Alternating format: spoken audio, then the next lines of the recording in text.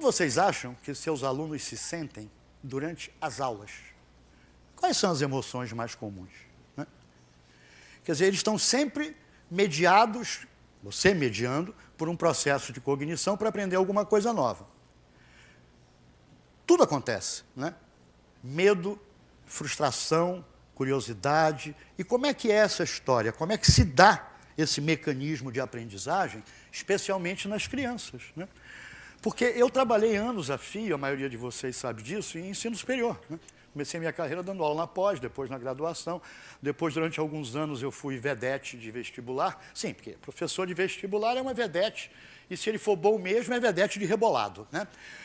Depois eu migrei para colégio, né? Mas, curiosamente, a primeira vez na minha vida que eu tive interesse em saber como é que a gente aprende, isso tem quase 40 anos. Eu fui convidado por uma empresa para dar um curso para pessoas adultas que não tinham completado ainda uma determinada série ou ano, não me recordo, 40 anos atrás. E, na época, a minha empresa fazia cursos de informática, dava consultoria nessa área, e um inimigo me indicou para essa tarefa, né? Que dava aula de português. Então, eu tinha que ensinar para o boy, para o operador de Xerox, etc., a fazer cartazes, né? Tipo, proibido fumar, coisas desse tipo, e ensinar o mínimo relacionado com medição. Aí, caraca, eu fui para casa, acostumado a dar aula para nerd, né? O que eu vou fazer? Aí peguei aquele joguinho de palavras cruzadas, que tem as letrinhas, que são quadradinhos, peguei um monte de tralha e levei para lá. Tinha um que tinha sido trocador de ônibus, um outro tinha sido carpinteiro, e o outro tinha sido caixa de uma loja.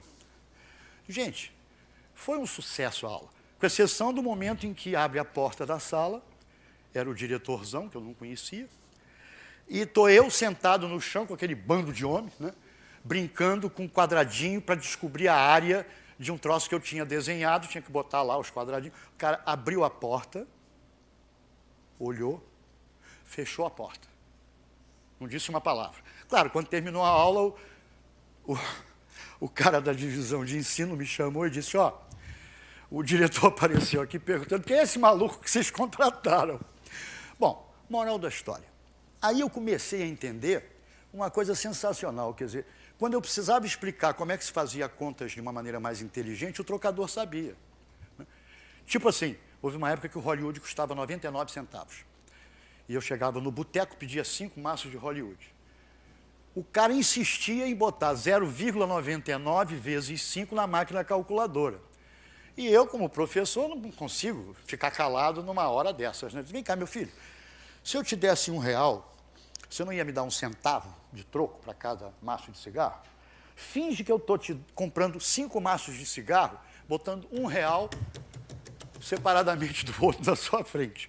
Quanto é que você vai me dar de troco? Pois é, isso tem 40 anos. Aí houve uma série de outros eventos na minha vida, sendo que passei pela pós-graduação lá da PUC na área de educação, psicologia, o professor sensacional, Marcos Silveira, tenho grande saudades dele, ele dava aula de como ensinar engenharia, né? Só para vocês entenderem, porque é importante para o contexto que a gente vai abordar a seguir, como é que era esse troço. Ele criou um curso chamado Engenharia 1, na PUC do Rio de Janeiro. E cada departamento era responsável, cada ano, por ministrar aquela disciplina. Ele era um cara ligado a sistemas de controle e especializado em educação, na área de tecnologia. Aprendi muito com ele. Ele faleceu há alguns anos. E aí a primeira aula dele foi assim.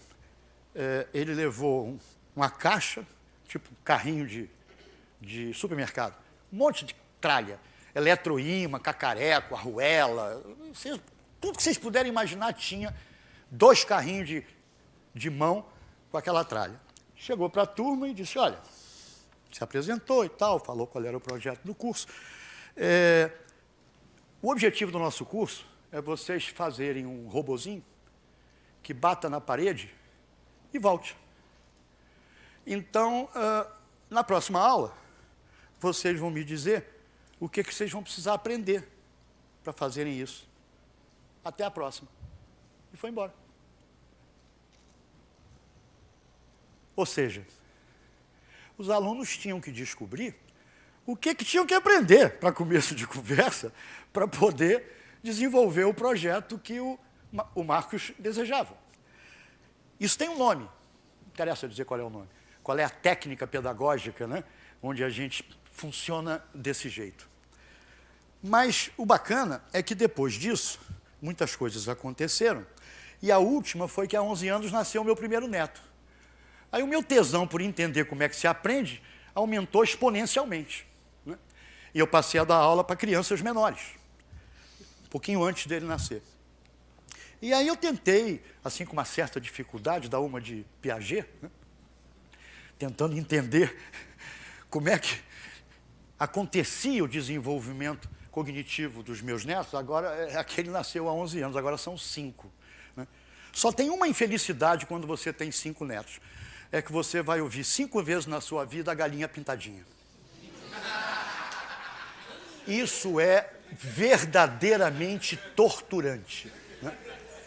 Claro, tem outra, que é a Peppa, que é outra imbecil, mas pelo menos é mais suportável do que a galinha pintadinha. Como meu último neto tem 2 meses, eu já estou me preparando para daqui mais ou menos 1 ano ter que assistir outra vez a galinha pintadinha.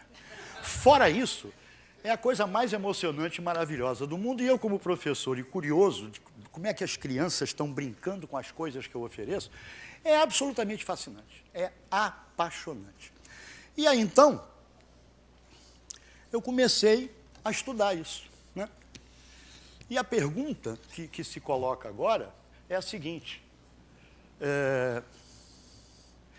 o que você acha que a gente poderia fazer para melhorar a cognição dos nossos alunos? Né? Porque uma coisa é clara, eu atuei em vestibular, em ensino médio, etc. Hoje, independente de ler o PISA, né, para mostrar o caos em que está a educação matemática no Brasil, eu tenho umas certas restrições ao PISA, porque o PISA não estratifica. Né? Vou dar um exemplo. Se você pegar os 10% mais ricos do Brasil que fizeram concurso e os 10% mais ricos americanos que fizeram concurso, que posição estaremos? Né? Fizeram já um estudo nos Estados Unidos. Na Califórnia, pegaram os 10% mais ricos da Califórnia que fizeram concurso. Estão pau a pau com os chineses. Nenhuma diferença. Porque os Estados Unidos está baixo também, está mal. Mas na hora que você estratifica, pega os mais pobres e compara com os 10% mais pobres de todos os países, os resultados diferem claramente. Né? Mas para a gente melhorar a cognição dos nossos alunos, a primeira coisa que a gente tem que fazer é o óbvio ululante: estudar. Estudar. Você tem que ler sobre o assunto, você tem que se interessar pelo assunto. E é claro que a gente sabe que 1 milhão de pensadores, talvez começando lá no Iluminismo, onde a educação começou a mudar radicalmente, quer dizer, a criança deixou de ser um imbecil, passou a ser o centro da atenção, a gente tem uma quantidade de teorias educacionais imensas, com focos os mais diversos, mas uma coisa é certa: um monte de gênio ensinou para a gente um monte de coisa. E é lógico, cada um tem a sua preferência. Aqueles que eventualmente fizeram uma licenciatura plena devem ter estudado um pouco de filosofia, pedagogia, didática. Eu tive o grande prazer de ter sido aluno da Vera Kandal, que é uma gênia na época, em 1900 e quanto que foi isso? 2000. Né? Ela era talvez uma das maiores especialistas em didática no Brasil. E já naquela época ela já estava caminhando para multiculturalismo. Hoje ela é talvez uma das maiores especialistas em multiculturalismo aqui no Brasil. E a Vera, as referências bibliográficas que ela me deu, foi exatamente o genial, porque eu acho que o bom professor de pós é aquele cara que, antes de mais nada, sabe te dar uma bibliografia minimamente ordenada, para você não ter que começar a estudar de uma maneira muito caótica, lendo 500 coisas, e evidentemente que o tempo para você fechar aquilo na sua cabeça é 10 vezes maior do que se você tiver uma orientação mínima. Qual a ordem razoável de leitura para você começar a cercar o assunto, dominar determinadas bases daquele assunto que você quer estudar? E nisso a Vera Kandal foi extraordinária. E outros professores, tanto do departamento de psicologia quanto do departamento de educação.